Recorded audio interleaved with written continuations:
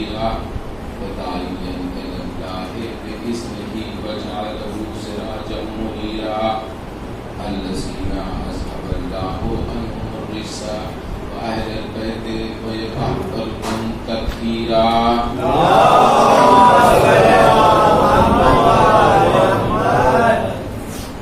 أما بعد فقد قال الله تبارك وتعالى في كتابه المجيد وفرقانه الحميد وقوله الحق. بسم الله الرحمن الرحيم. ربنا اغفر لي ولوالدي وللمؤمنين يوم يقوم الحساب. نعرہ صلوات.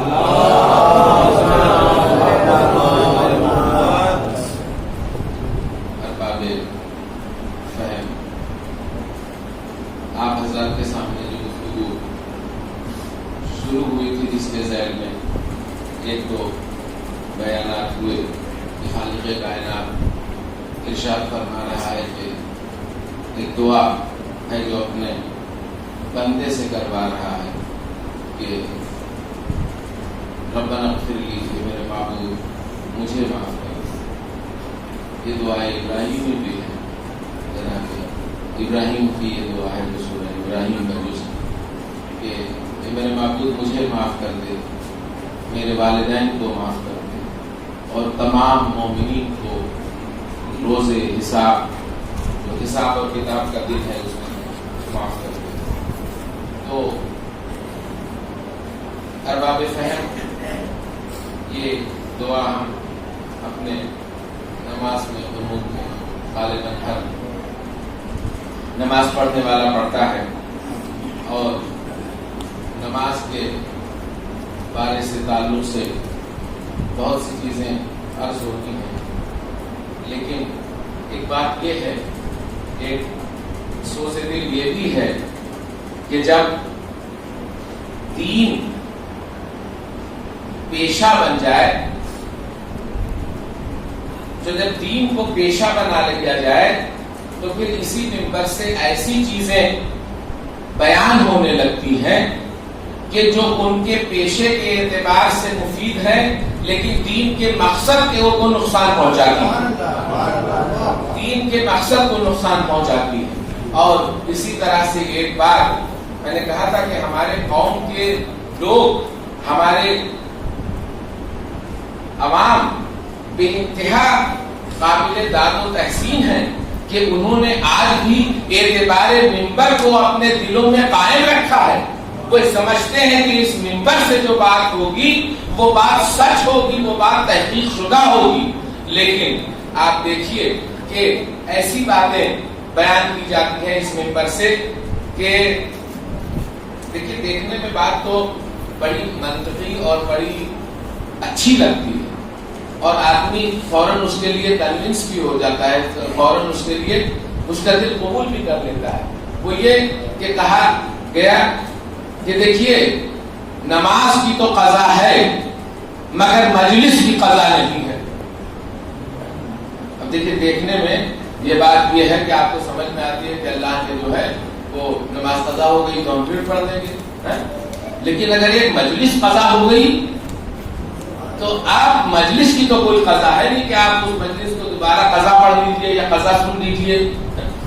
تو دیکھنے میں بات تو سمجھ میں آتی ہے، لیکن ایسی باتیں جو عوام کو گمراہ کرنے کے لیے کی جاتی ہیں، عوام کی ذمہ داری ہے کہ وہ یہ تلاش کرے کہ یہ ایسی گمراہ کن باتیں کن کارخانوں میں ڈھل کر ہم تک آتی ہیں، کہاں سے یہ فکر پیدا ہوتی ہے جو مقصد حسینی کو نقصان پہنچاتی ہے.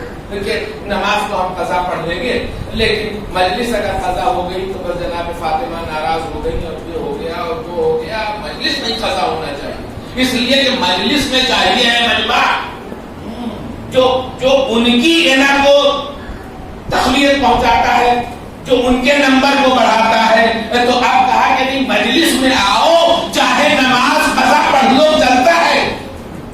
آپ دیکھیے کہ کتنی خطرناک بات ہے، یہ قوم کو گمراہ کرنے کے لیے کتنی خطرناک بات ہے. مگر یاد رکھیے، یہ بات سمجھ لیجئے کہ کسی بھی نماز کی کوئی قضا ہو ہی نہیں سکتی، کسی بھی نماز کی کوئی قضا ہو ہی نہیں سکتی ہے اس لیے کہ آج سن 1441 ہجری ہے غالباً، سن 1441 ہجری کی 8 محرم کو یہ صبح 9:45 بجے ہونے والی نماز، یہ آج صبح 4:30 بجے ہونے والی نماز فجر اگر آپ کی قضا ہو گئی تو آپ بتائیے کہ کیا کسی آدمی میں طاقت ہے کہ سن 1400 ہجری کی 8 محرم کی 4:30 بجے دوبارہ وہ جگہ کو لا سکے؟ یعنی وہ وقت جو معین تھا نماز کا وہ ختم ہو گیا، وہ وقت آ ہی نہیں سکتا، جو وقت گزر گیا وہ گزر گیا، تو وہ وقت دوبارہ آ ہی نہیں سکتا ہے۔ تو نماز کی قضا ہمارے لیے نہیں ہے، لیکن وہ اللہ کے کچھ خاص بندے ہوں گے جن کے لیے سورج پلٹا کے نماز کے وقت کو واپس لایا جا سکتا ہے، لیکن ہمارے لیے، عام مسلمان کے لیے، عام مومن کے لیے تو یہ ناممکن ہے کہ سن 1400 عیسوی 8 محرم کی 4:30 بجے کی نماز فجر دوبارہ پڑھی جا سکے۔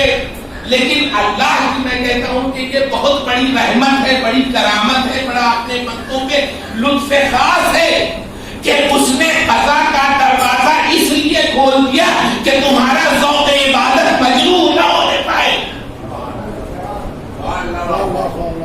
اگر کسی مجبوری کے تحت چھوٹ گئی ہے تو دوبارہ پڑھ لو، ہم قبول کر لیں گے، مگر یقین مانیے کہ جو نماز چلی گئی، جو وقت چلی گئے، جو وقت گزر گیا، وہ نماز اس کی قضا ہو ہی نہیں سکتی ہے، ناممکن ہے۔ لیکن یہ تو اللہ کا لطف خاص تھا کہ اس نے انسان کے ذوق عبادت کا بھرم رکھنے کے لیے کہا کہ چلو ٹھیک ہے، تم بعد میں بھی پڑھ لو گے تو ہم قبول کر لیں گے، ورنہ نماز کی کوئی قضا نہیں ہے۔ یہ اللہ کا ذوق عبادت، ان بندے کے ذوق عبادت کی کے تحفظ کے لیے اس نے دروازہ کھول رکھا ہے کہ قضا پڑھ لو گے تو ہم مان لیں گے۔ اور اسی طرح سے آپ ذرا غور کیجئے کہ نماز وہ ستون ہے، اور نماز کے بارے میں یہ بھی ہے کہ نماز، حضور والا یاد رکھیے کہ نماز عبادت ہے، نماز عادت کا نام ہے۔ نماز عبادت ہے، نماز عادت نہیں ہے۔ اگر نماز عادتاً پڑھی جائے، بلا فہم کے نماز پڑھی جائے تو وہ نماز نہیں ہے۔ اور ایک واقعہ آپ کے سامنے، اور مطلب نماز کے عرفان، نماز کے گوشوں کے بارے میں یہ ہے کہ مسجد جمکران کا واقعہ ہے کہ مسجد جمکران میں آیت اللہ بہجت بیٹھے ہوئے تھے، درس دے رہے تھے بچوں کو، کچھ باتیں گفتگو ہو رہی تھی، بحث چل رہی تھی۔ علامہ آیت اللہ بہجت بیٹھے ہوئے تھے، اتنے میں انہوں نے دیکھا کہ ایک نوجوان آیا اور اس نے نماز پڑھی۔ جب وہ نماز پڑھ کے جانے لگا تو اس نے ان کو آیت اللہ بہجت نے ان کو اپنے طرف بلایا اور کہا کہ بیٹا ابھی تم کیا کر رہے تھے؟ اب دیکھیے کتنا محبت سوال ہے۔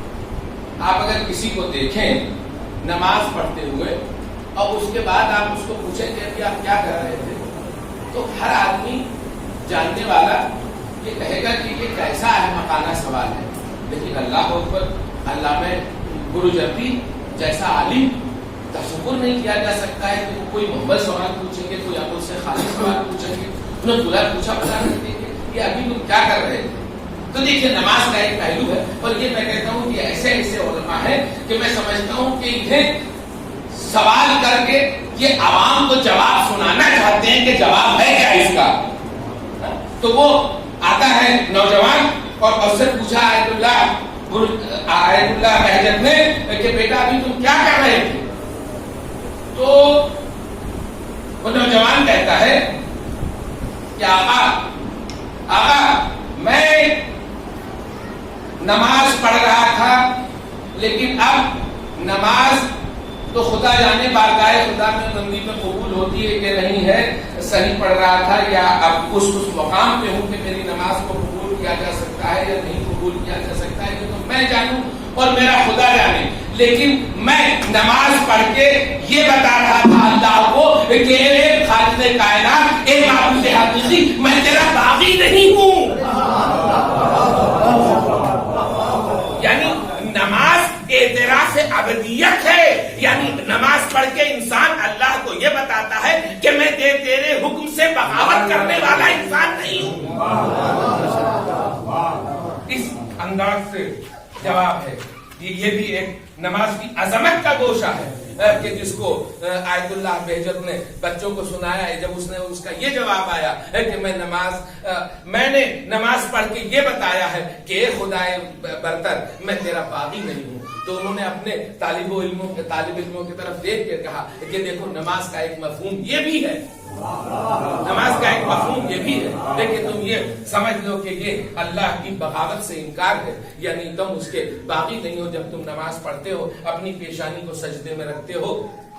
درود بھیج دیجیے محمد.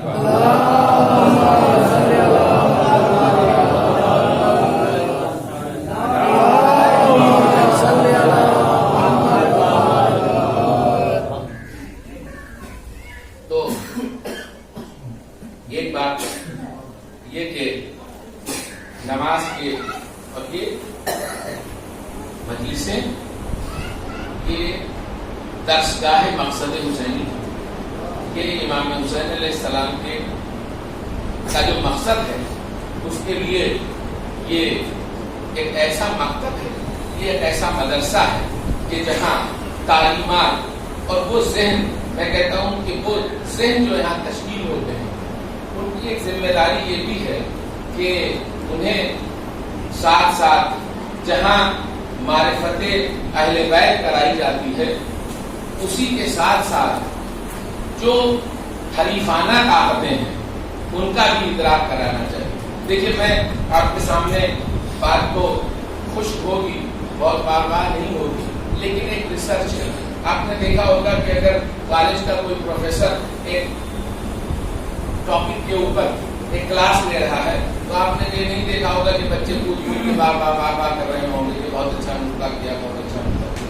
اس لیے کہ جب عالمانہ گفتگو ہوتی ہے، جب کوئی ریسرچ پیپر، جب کوئی ریسرچ پیش کی جاتی ہے کسی سامنے، تو مقصد یہ ہوتا ہے کہ اس ریسرچ کو پہنچانا، اس علم کو بانٹنا، اس تحقیق کو لوگوں تک پہنچانا کہ جو تحقیق کی گئی.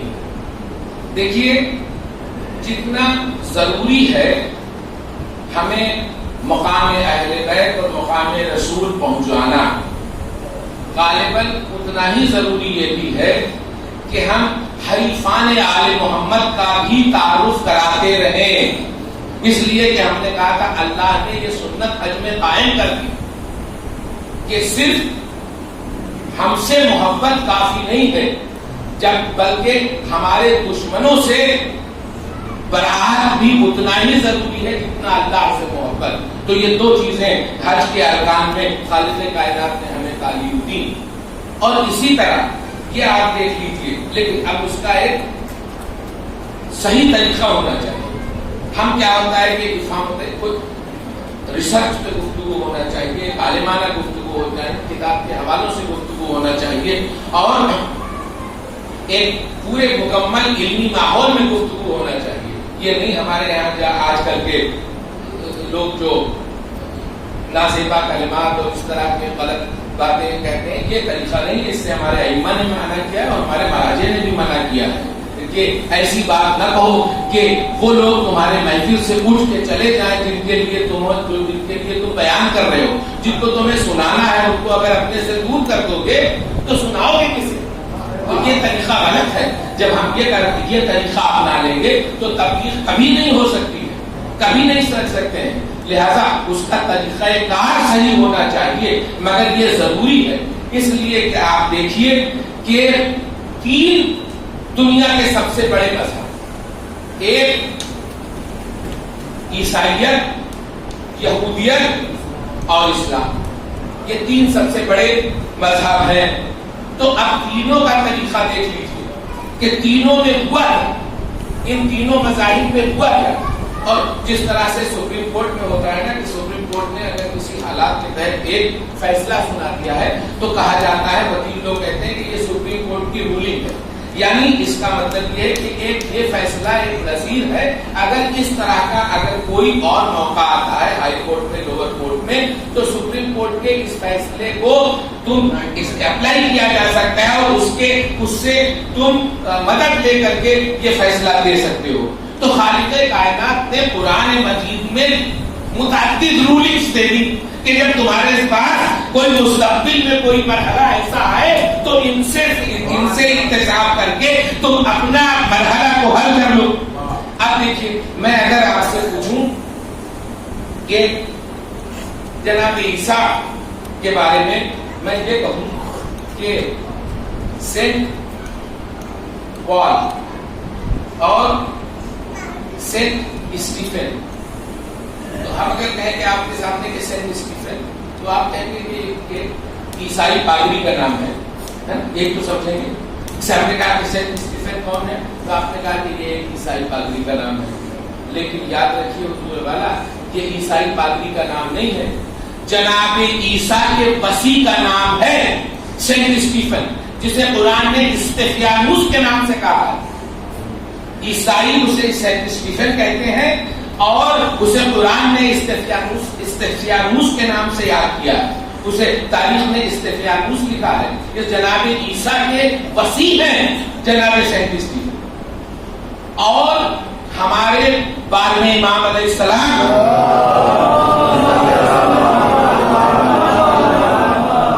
اپنے ننھال کے اعتبار سے اپنی ماں کی طرف سے سینٹ اسٹیفن سے کے رشتے سے کہ پورے شجرے سے وہاں سے آتے ہیں. باپ کے رشتے سے جناب علی مرتضیٰ سے ان کا تعلق ہے اور ماں کے رشتے سے سینٹ اسٹیفن سے تعلق ہے ان کا. یہ چیزیں ہیں جو آپ کو امام ظاہری نہیں بتائیں گے. اس کے اوپر بہت وقت سب آئے گی اس ریسرچ کے اوپر کہ جناب اسٹیفن تھے، لیکن کیا ہوا کہ ان کے بدلے میں کیا ہوا کہ سینٹ پال آ گیا. جب دیکھا کہ دنیا ان کے طرف رجوع ہو رہی ہے، ان کی پاور بڑھ رہی ہے، لوگ ان کی باتوں کو مان رہے ہیں، تو ایک انسان ایسا ہوا کہ جس نے بالکل ویسے ہی لباس پہنا اسی طرح کی بات کرنے لگا، اسی طرح کی بات کرتے کرتے کرتے اس نے بھی اپنے کو اسی معاشرے میں ڈال لیا اور اپنی بھی ایک نمایاں شخصیت بنا لی جس کا نام ہے سینٹ پال. اب حضور والا جب قوم نے سینٹ اسٹیفن اور سینٹ پال میں جب تفریقہ نہیں کیا کہ سینٹ پال کون ہے اور سینٹ اسٹیفن کون ہے، تو پھر بعد میں یہ ہوا کہ سینٹ پال پوپ بن گیا. پوری عیسائیت کا اقتدار سینٹ پال کی نسل میں چلا گیا. تو جب آپ یہ نہ بتائیے گا کہ صحیح رہنما کون ہے تو اس کے بیس میں غلط رہنما آ کر کے مذہب کا اغوا کر کے اپنی طرف لے کے چلے جائیں گے.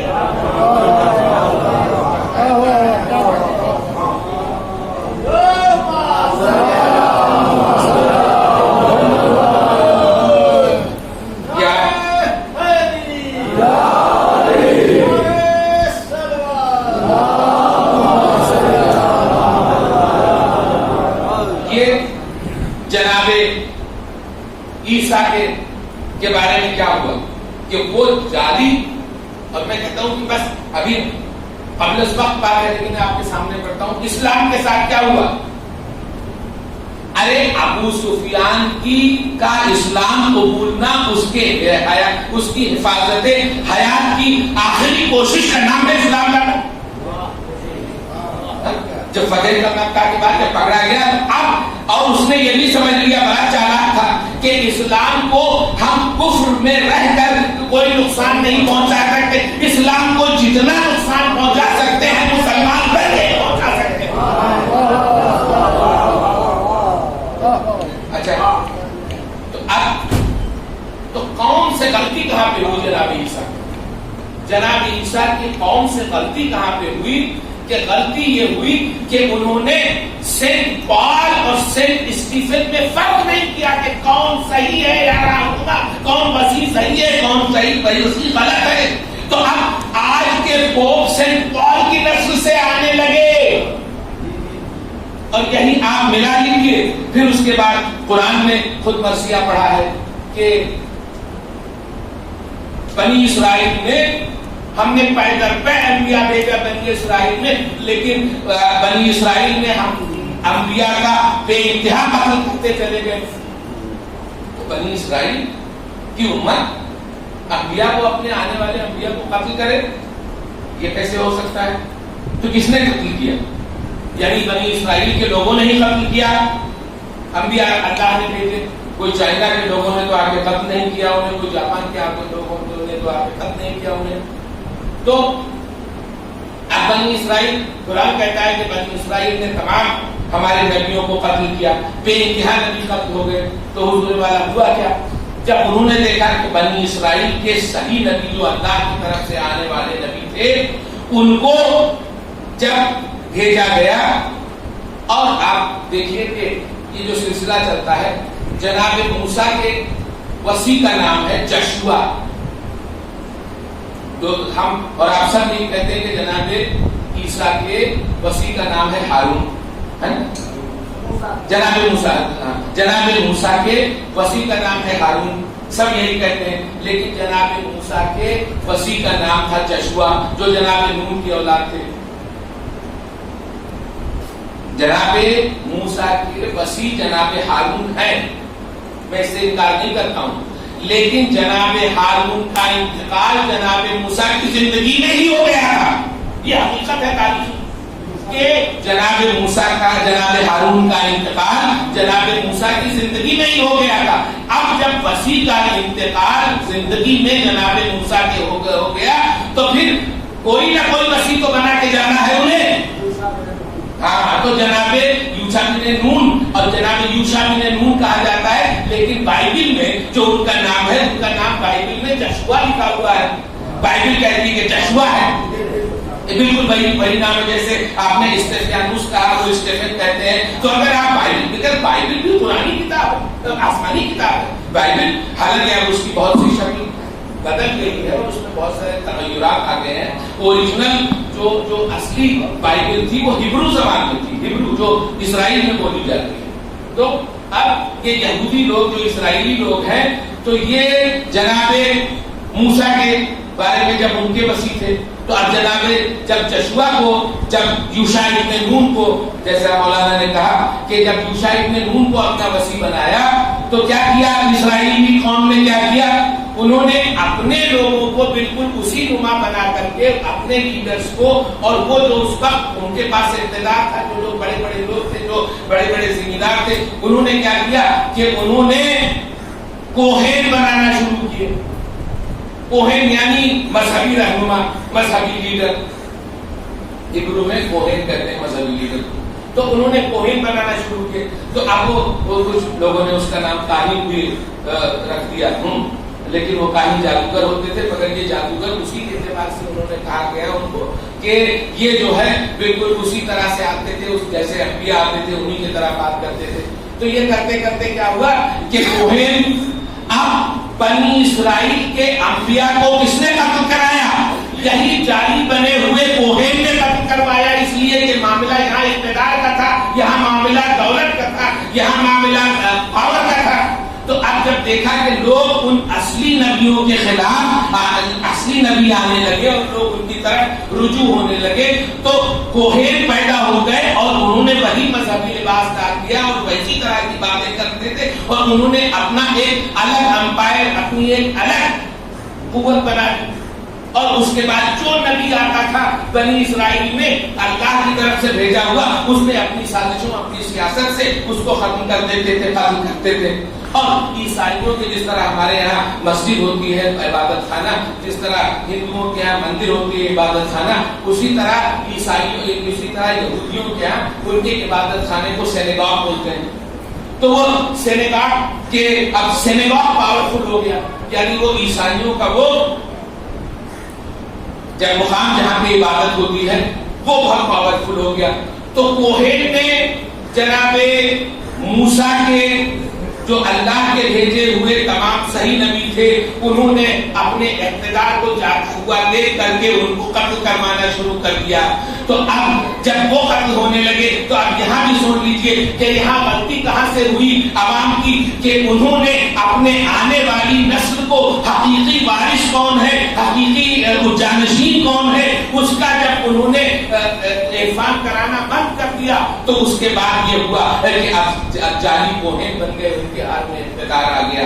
بس یہی کچھ کربلا میں بھی ہوا، یہی کچھ اسلام کے ساتھ بھی ہوا کہ جب اسلام میں یہ ہو گیا کہ جب صحیح اور غلط، ابھی ایک کتاب میں پڑھ رہا تھا اس دن، بریلوی حضرات جو امام حسین علیہ السلام سے بے انتہا عقیدت رکھتے ہیں اور سب کچھ کہتے ہیں، لیکن ان کے لیڈر نے، ان کے مولوی نے کتاب میں لکھ دیا کہ کہیں سے یہ بات ثابت، تاریخ میں کہیں سے یہ بات ابھی تک ثابت نہیں ہوئی ہے کہ قتل حسین کا حکم یزید نے دیا تھا، یعنی یزید کو بری کرنے کی کوشش کر رہے ہیں۔ اور کئی جگہ کے اوپر یہ لکھا کہ جنگ صفین کے بارے میں یہ لکھا کہ جب سیدنا علی امیر المومنین رضی اللہ تعالی عنہ، جب سیدنا امیر معاویہ رضی اللہ تعالی عنہ کے سامنے یہ ہوئے، یہ عجیب بات ہے بھائی، دو آدمی آمنے سامنے جنگ میں لڑ رہے ہیں، یہ بھی رضی اللہ ہے، یہ بھی رضی اللہ ہے، تو یہ کیسے ممکن ہو سکتا ہے؟ اس میں ایک ہی آدمی ہوگا جو صحیح ہوگا، صحیح راستے پہ ہوگا۔ لیکن اب قوم کی یہ غلطی ہے کہ جہاں معاویہ بھی رضی اللہ عنہ ہے، علی امیر المومنین بھی رضی اللہ عنہ ہے، تو اس کے بعد ہوا کیا؟ اس کے بعد یہ ہوا کہ پوری تاریخ میں معصومین کی گواہ ہے، جب لوگوں نے اس پہچان کو مٹا دیا تو آپ دیکھ لیجئے کہ ظالم تحت حکومت پر بیٹھا ہے امام موسی کاظم قید خانے میں، یہی پوری تاریخ ہے۔ اور ان تینوں مذاہب کے، ان تینوں مذاہب کے روشنی میں آپ پڑھ لیجئے تو یہی تاریخ ہے۔ وہ انہوں نے کہا کہ وہ حربہ جو عیسائیت میں چلا تھا، وہ حربہ جو یہودیت میں چلا تھا، بالکل وہی حربہ اس بار میں استعمال پہ آ گیا۔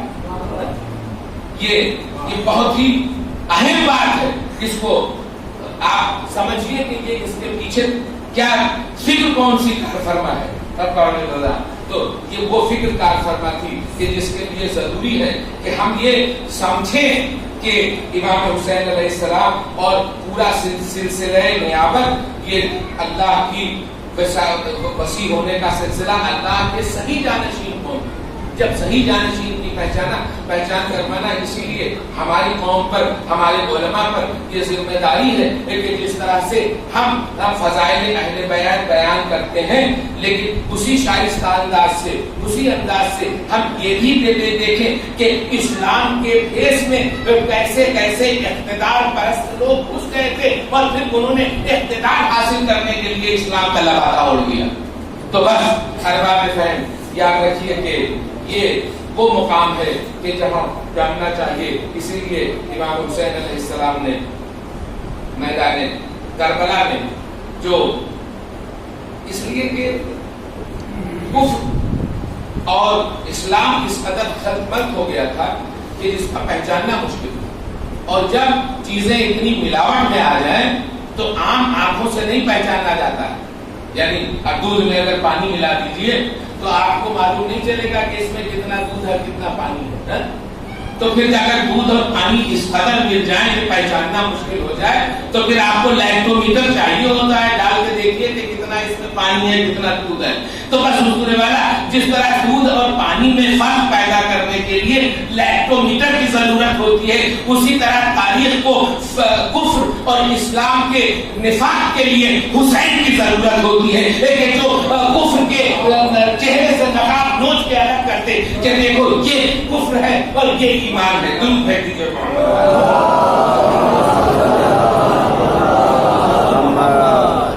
تو یہ پوری واقعہ عیسائیت کی تاریخ، یہودیت کی تاریخ اور اسلام کی تاریخ یہ دیکھ لیجیے۔ تو اس میں یہ نہیں ہونا چاہیے کہ ہم پہچانوائیں، اور یہ پورا محرم، یہ پورے عشرہ محرم میں کہتا ہوں کہ بس اسی کی ایک کڑی ہے کہ ہم پہچانتے جائیں کہ حق کے حقیقی رہنما کون ہے اور حق کے باطل رہنما کون ہے؟ باطل رہنما کون ہے؟ جنہوں نے صرف حق اسلام کو، جنہوں نے صرف اقتدار حاصل کرنے کے لیے اسلام کا سہارا لے کر کے اقتدار حاصل کیا.